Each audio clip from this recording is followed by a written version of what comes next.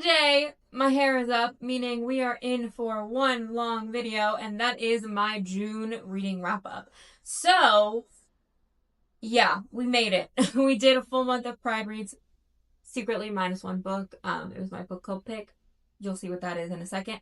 But anyway, I'll do the genre breakdown for you. So I read a total of 34 books, 8 of which were fiction, 16 were romance, 2 were young adult, 2 were fantasy, 1 was horror, 1 was nonfiction, or 2 were nonfiction, 2 poems, and 1 magical realism. And I had no rereads this month. So let's just get started, because that's a lot of books, guys. So for number 1 and 2, really, we're going to just combine them, which is Jared's Evolution and Jared's Fulfillment. I don't really know what I can say about these because I feel like I can't really talk about them too much without going into too much detail, and that would get me banned from here. But they do deal with a little bit of a kink situation. So it is very good. I like Riley Hart's other books in this type of series. I think it's like the Undesirable collection or something. I like Finding Ian the best, but Finding Finley comes in kind of second, and then these two are kind of down on that list. For whatever reason, it just, the push and pull of their relationship really kind of got to me, to be honest with you. The main character, Kieran, he had to get out of his own way. Like, honestly, that was my main complaint through both of them. He realized how to get out of his own way. Jared was fine. I mean, it just sucked for him because Kieran just was, like, in his head for a million years. And I just was like, what are we doing here? Yeah, so with that being said, I rated one 3.75, the second one 3, so kind of in that range. It's okay.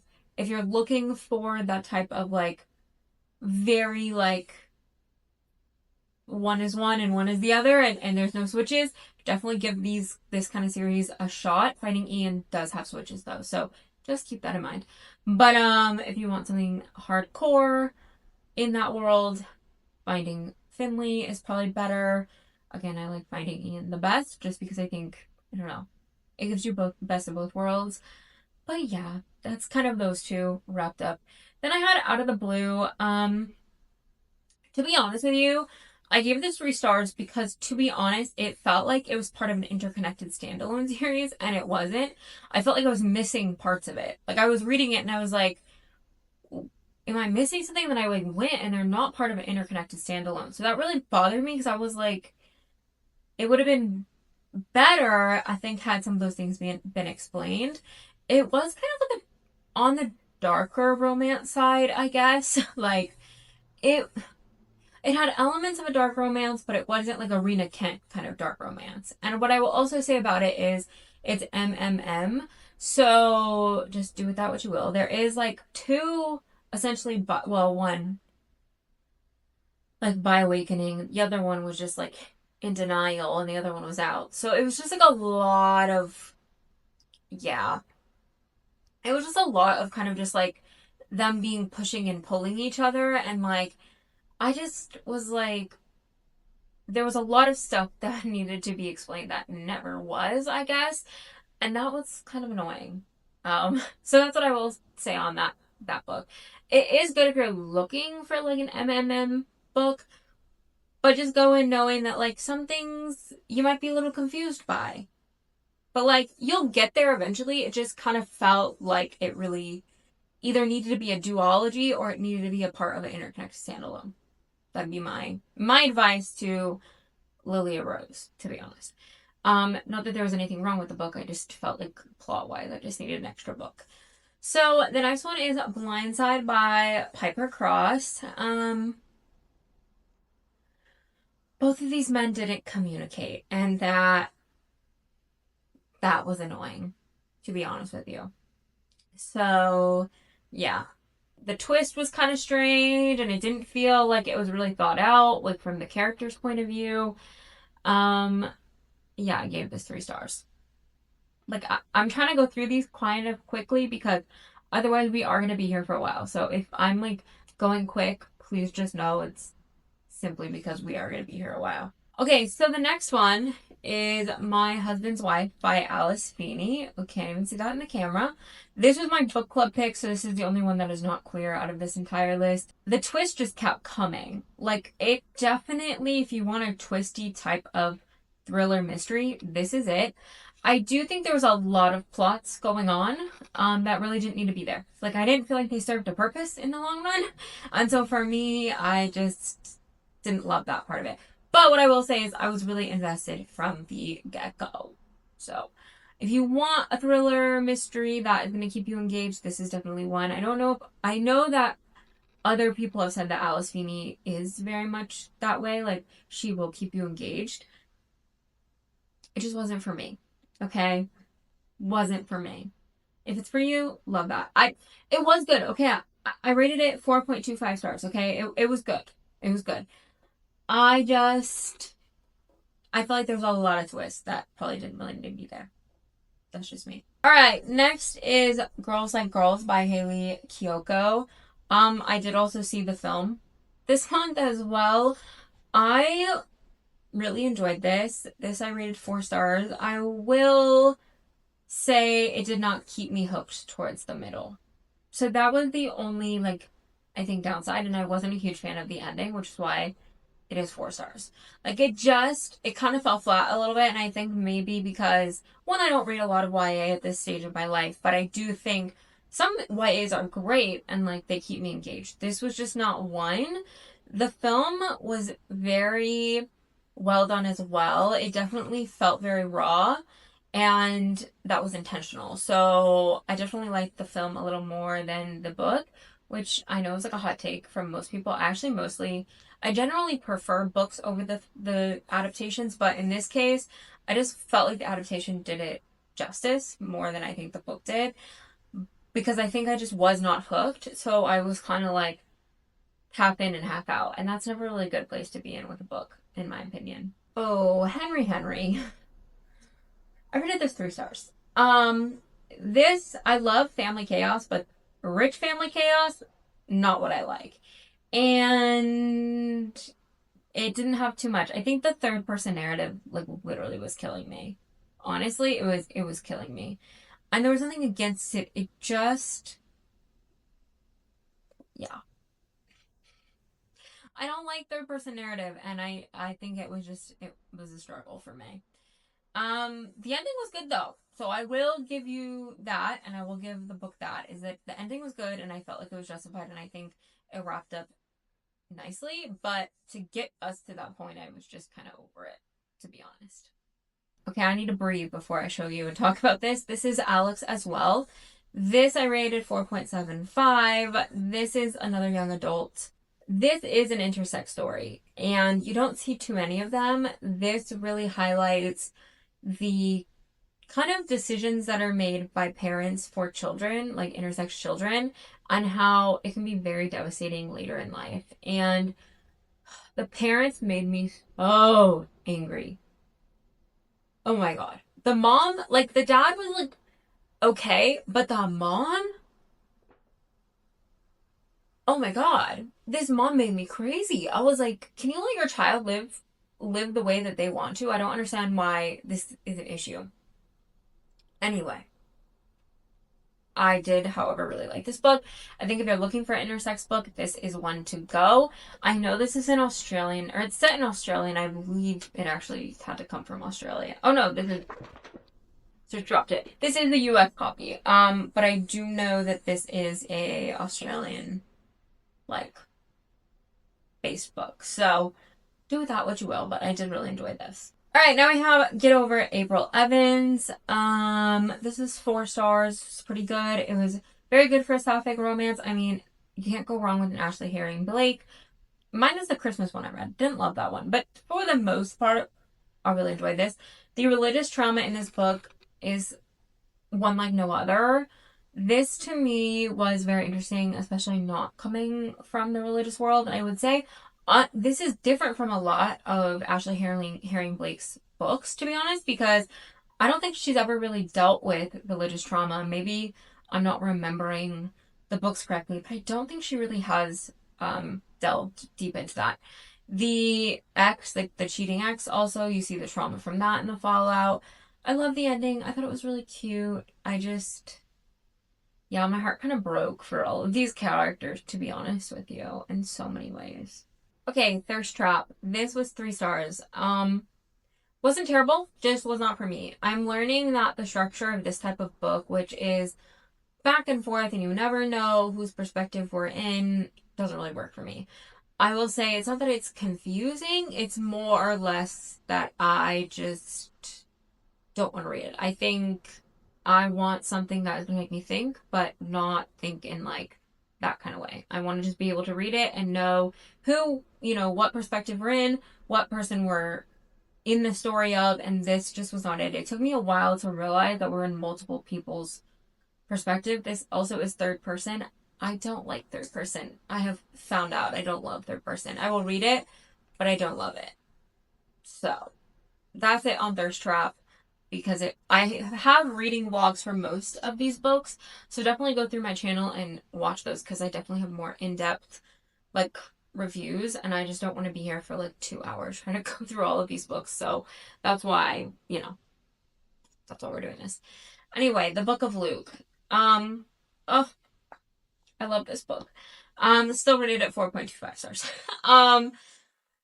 The drama of this book, and to be honest with you, I didn't expect it to be fiction, and it was. But the political drama, the drama, it was wild. Like this was, wow. This follows someone who ends up going on reality TV to make money so that he can keep his children. His ex-husband was found cheating. He's a Republican politician, which is always interesting for a gay book. But yeah, I think the drama though that ensues from this reality TV show is crazy. The only thing is that the ending was a little open-ended. This is fiction, but it does have a touch of romance, and the romance part of it was the one that was left open. And I think while that can work in a story, I don't know how much it really worked in here, just because I did feel like we needed some, like, we needed some type of, like, happiness for our main character. Like, we really did. And I just felt like that didn't get really explored. But overall, I really like this book and I highly recommend it. It's just very dramatic. So that's all I'll say on that one. Okay, The Risk Taker. This is 3 stars. This is a hockey romance. It's a classic good boy, bad boy situation. The hockey element did kind of seem to disappear towards the end of the book, which is fine. I just think for a hockey romance, to have the hockey element disappear towards the end of the book doesn't really work. The character arcs were great, though. I really don't have anything negative to say. I don't really have a ton positive to say. It was a hockey romance, and it took the edge off. Because I do like a hockey romance just to kind of reset a little bit, because I don't know, I just find comfort in that. I don't know. And it was also towards the end of hockey season as well, because we just had the Stanley Cup playoffs, although we're still kind of in hockey season because we're like, the trade deadline is July 1st. So you will be seeing this after that. But that's when well, not really the trade deadline, but like free agency kind of starts. So it's been a little crazy. The draft was over the weekend. So we're still kind of in hockey season. Once July 1st rolls around, we will not be in hockey season until September, which will be so nice. I need a break, guys. Hockey season has been wild. So, and it was very long because of the Olympic break. So, with that being said, I did read a number of hockey romances this month, and part of that is just because I was reading queer books, but also because, the end of hockey season, guys. Speaking of a sports romance, but it is not hockey, 30 Love. This is 3 stars. Again, I'm gonna say this. I'm gonna sound like I'm repeating myself over and over again. The third person narrative is killing me. Like, it killed me the entire time. It really just took me aback. I didn't like it. I really feel like it did a disservice to this book.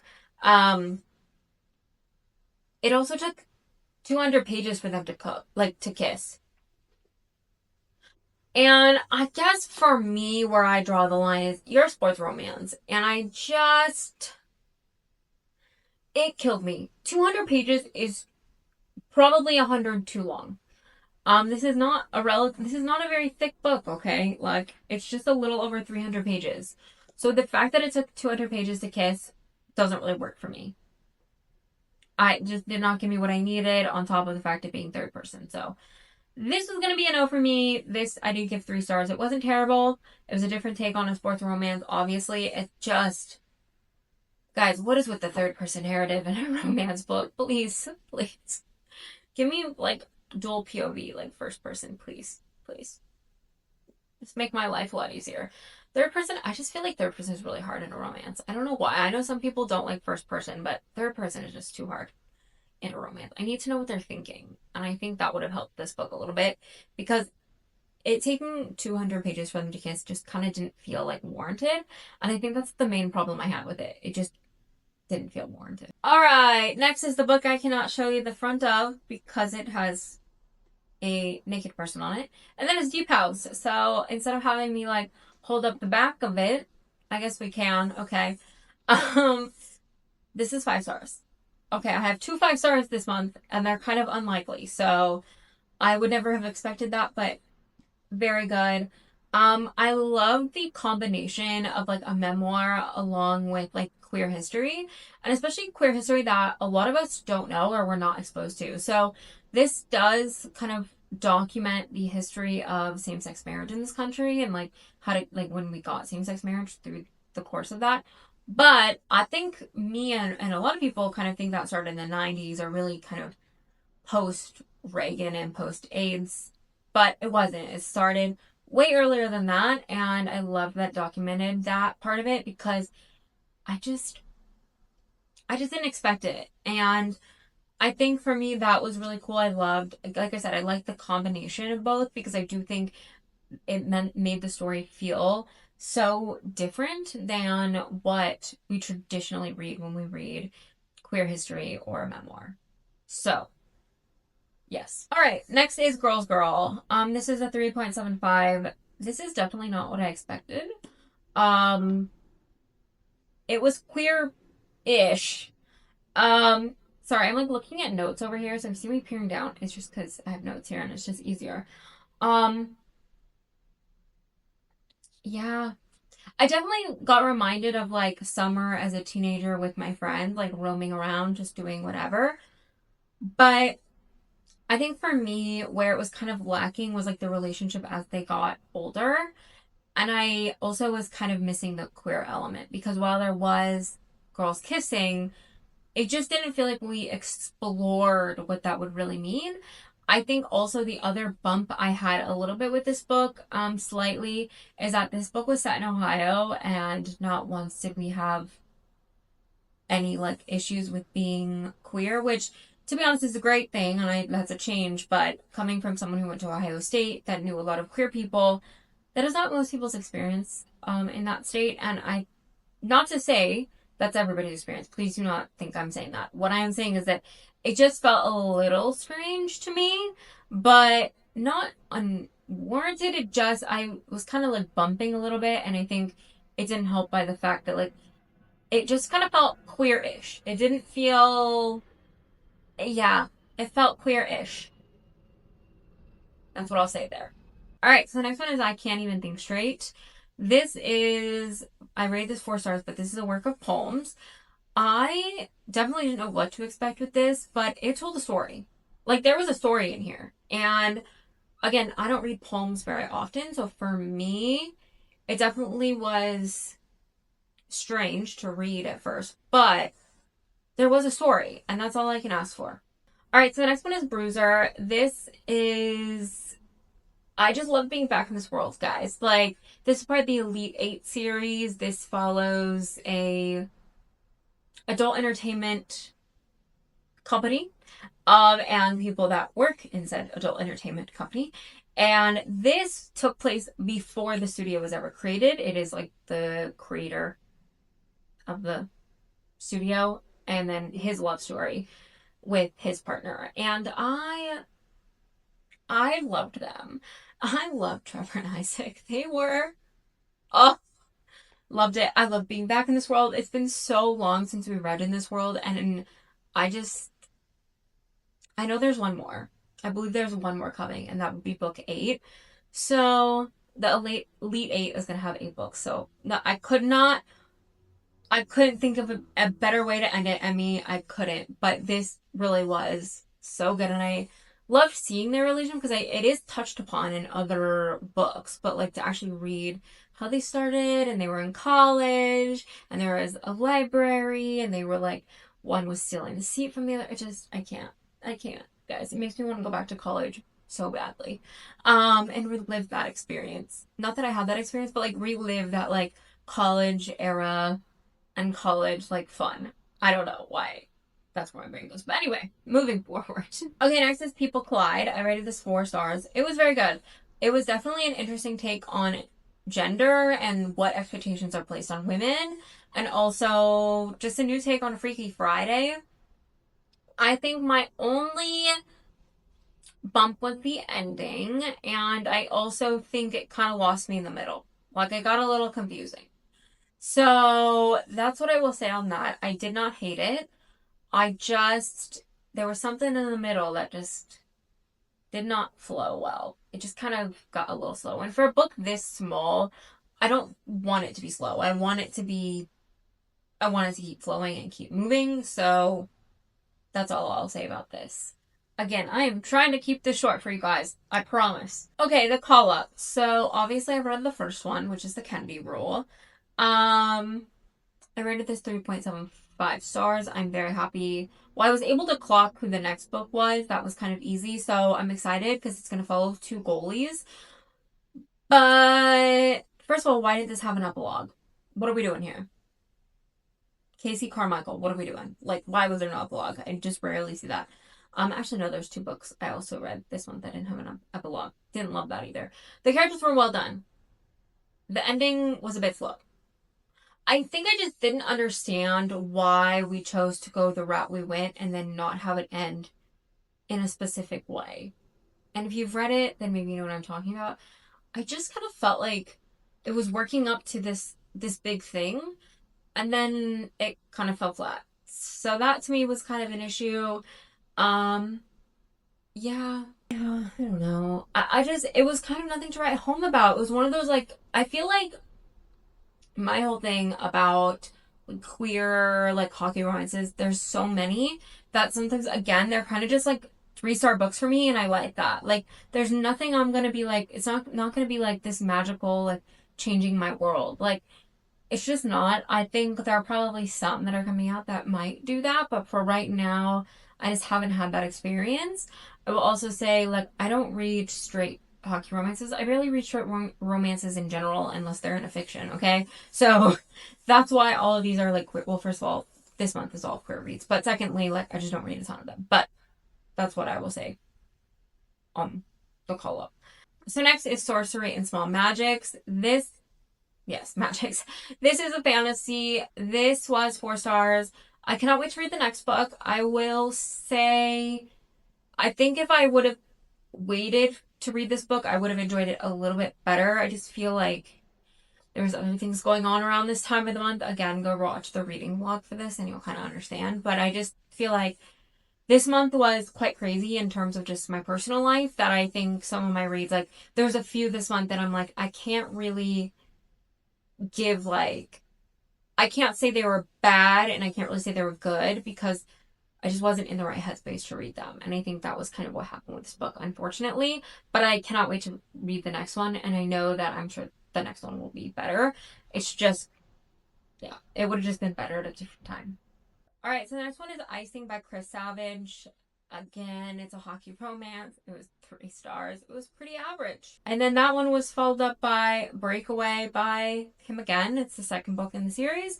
Same as the first one. It was pretty average. I really didn't have too much to say about it other than it was average. And I don't really remember too much about it, to be honest with you. And I don't think I read it that long ago.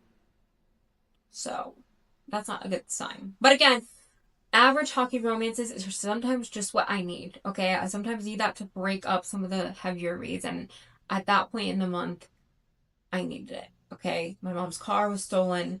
I was going through a different crisis that maybe I will talk about at some point. I haven't decided when that will be, but it was just a lot. Okay, there was a lot going on at this point in time. So yeah. All right, next, my second 5-star, which is also a memoir, and it is Inspiration Porn by Ryan O'Connell. If you have heard me talk about Ryan O'Connell's other book, which is his fiction work, which is Just by Looking at Him, you will already know how I feel about Ryan O'Connell. In real life, Ryan O'Connell is a gay screenwriter who is disabled, and this is essays with all of those experiences kind of combined. His fiction novel, Just by Looking at Him, is about a gay disabled screenwriter. Okay? So life imitates art, okay? But this had some amazing quotes, guys. This is a book I annotated. I never annotate books.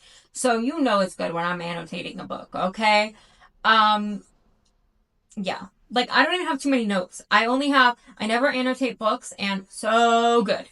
Okay? Like I truthfully don't I truthfully don't read that much. But I'm gonna read one quote. Maybe I'll read more, but I'm gonna read one that I think stood out to me so much, and it is what it is, okay? Eventually, the doctor's appointments would end, and I'd be left with whatever I was left with. I better get used to it now. If that's not the truest statement, like if you are chronically ill, then maybe you can understand that. Um, but yeah, another standout. My body is not a problem for me to solve for you. My body, your problem. I just like can't. I don't even know. I don't want to share everything, but I don't know. He also talks about kind of how like disabled people are almost always deemed as asexual, and boy is that problematic. Like I don't really understand that, and it's always been an issue for me. I think yeah, it really is. Society has deemed disabled people as asexual, and this pushes like back against that, or pushes that narrative a little bit in terms of pushes back on it, I guess. um it also talks about his open relationship, and I think that's a really interesting thing, especially I will say as like someone who is queer but has also like been with men and been with straight men. I do think there is a difference between queer people and like straight people in that way. I would say yes, like queer people do want monogamous relationships. Please do not think I'm saying that.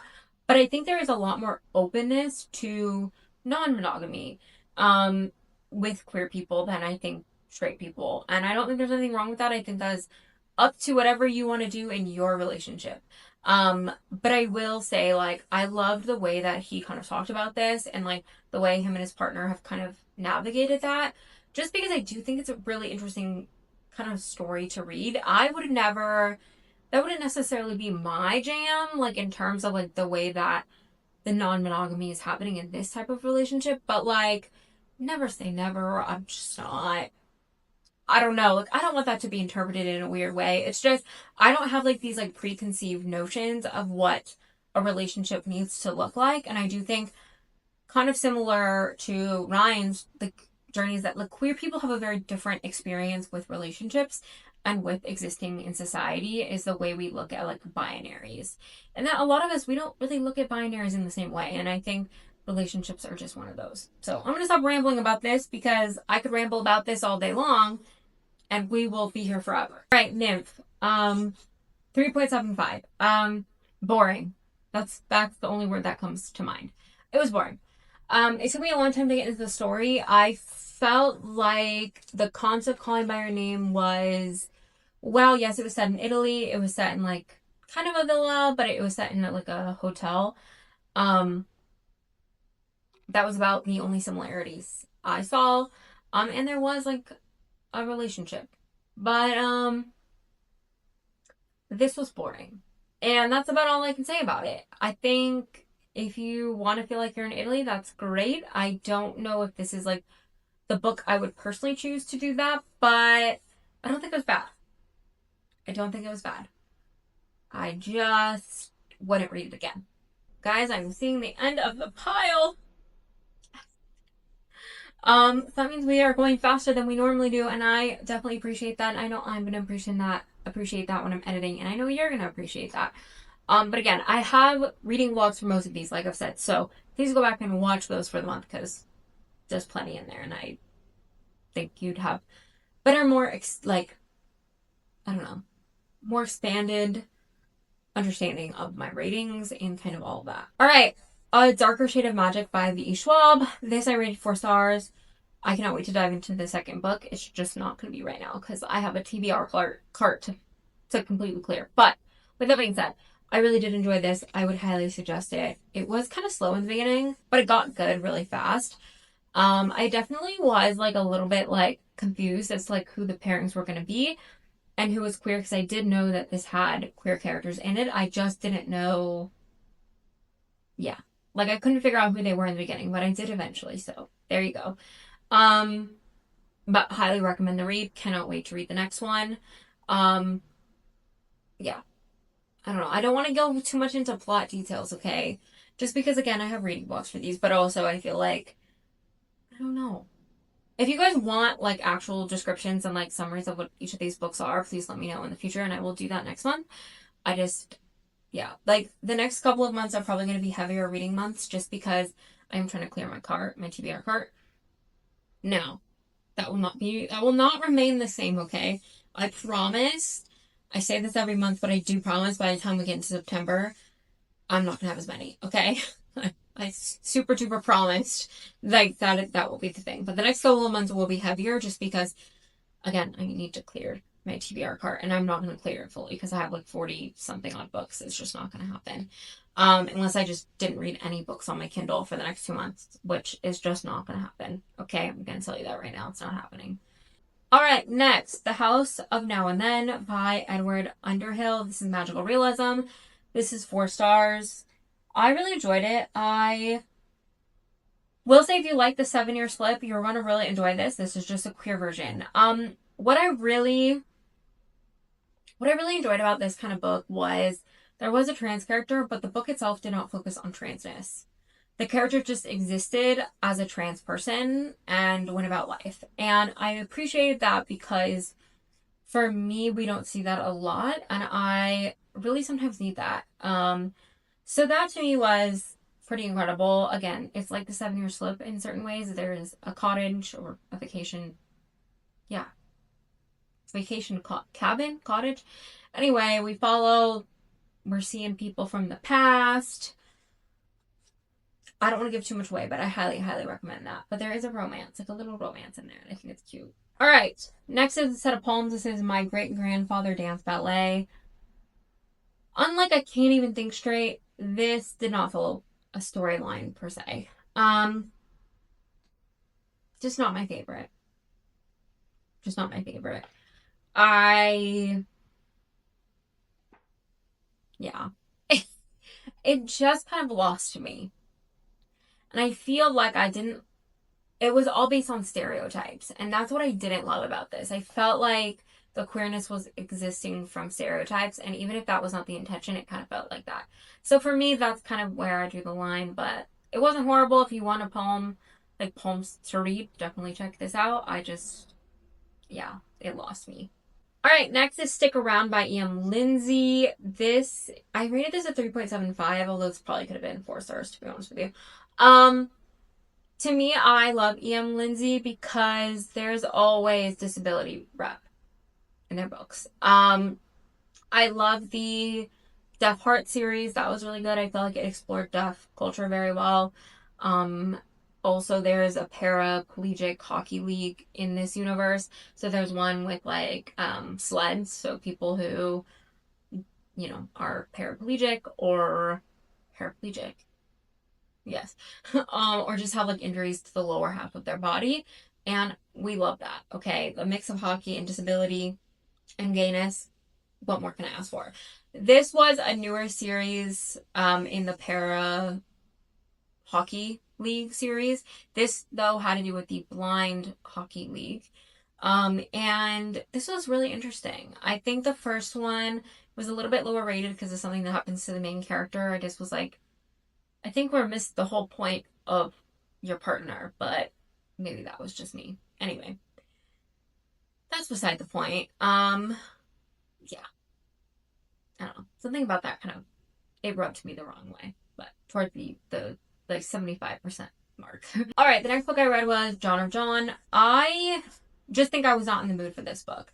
This I rated 3 stars. I just was not in the mood to read this book. To be completely honest with you, again, weird month, but yeah, I was not in the mood to read this. And I think I forced myself to read it, and I think at the detriment of my rating and also of the book itself, because I do think this would have been a fabulous read had I read it at a different time. But I didn't. So here we are. I didn't love it. Would I give him a shot? Yes. Again, like the author, I would give the author a shot again. This book, I just could not, I don't know. I don't know. It just went in and out of my head, okay? All right, Hat Trick by, again, Ian Lindsay. Again, like I said, this is second in that Blind Hockey League series. There is a third book coming. It's just not out yet. It comes out in August. This I rate like 4 stars, like 3.75 to 4 stars. I really like this one over Stick Around, but there was like a concerning like stalker in this book. Okay, so like you gotta go in knowing that. But it also like at times I was like, this is as much as I don't know any blind people personally, so I think being in that world was interesting, and also like how much you have to really trust others. And it was so good. Again, hockey, queer, disability, loved. Love, love, love, love, love. Okay. Sorry, guys. I know. I'm just like, yeah. Okay, next is Home Ice by Saction James. This is a newer, like, this is a standalone. Obviously, Saction James, like, her hockey series is now concluded. It was 10 books. Love that series. It was one of the first, like, gay hockey series I ever read, if I remember correctly.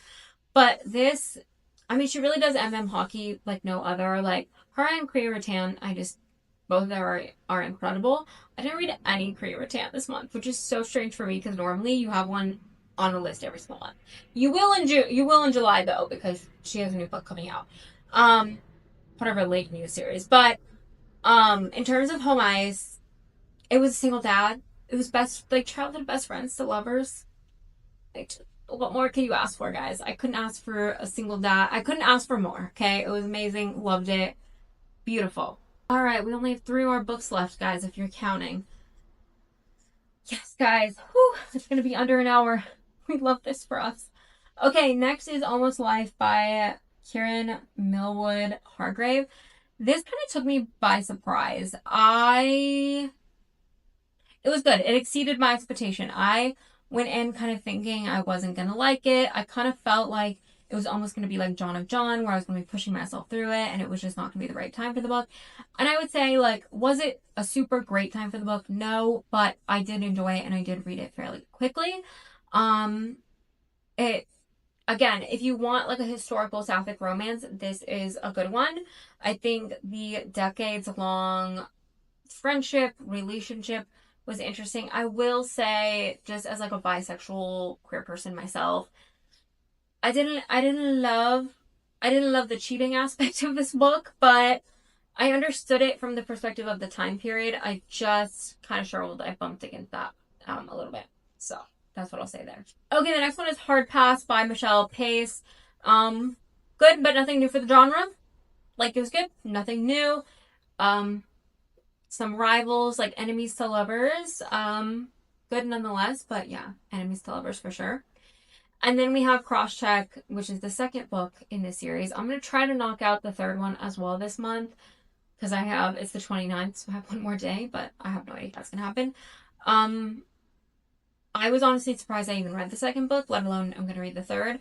Again, it's just one of those things where sometimes I just need a hockey romance just to kind of have a palate cleanser, I guess. And so that's kind of what it gave me. All right, that is all 34 books, guys. We made it towards the end. Again, I was talking very quickly and just trying to rapid fire these. eventually we won't have as many books and I can go through them in more depth. But for the next couple of months, that is just not going to be the case. So that's where we're at. What was your favorite book of the month? Did you give any books 5 stars? Make sure to like, comment, subscribe. I will see you guys next time. Bye!